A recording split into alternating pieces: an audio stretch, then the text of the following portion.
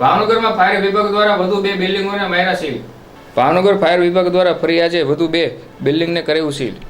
શહેરના કાળાનાળા નજીક આવેલ અષ્ટવિનાયક કોમ્પ્લેક્સને સીલ માર્યું હતું અને ઘોઘા સર્કલ નજીક એક બિલ્ડિંગને સીલ મારવામાં આવ્યું હતું. રાજકોટની ઘટના બાદ ફાયર વિભાગ દ્વારા કરાઈ છે કાર્યવાહી. ફાયર વિભાગ દ્વારા ફાયર સેફટીને લઈ બિલ્ડિંગમાં ચેકિંગ કરાયું હતું. શહેરના અનેક બિલ્ડિંગને ચેકિંગ કરી ફાયર સેફટી અને એનઓસી અંગે કાર્યવાહી કરાઈ હતી. હજુ પણ કેટલી બિલ્ડિંગને સીલ કરવામાં આવશે તે હજી જોવા રહ્યું છે.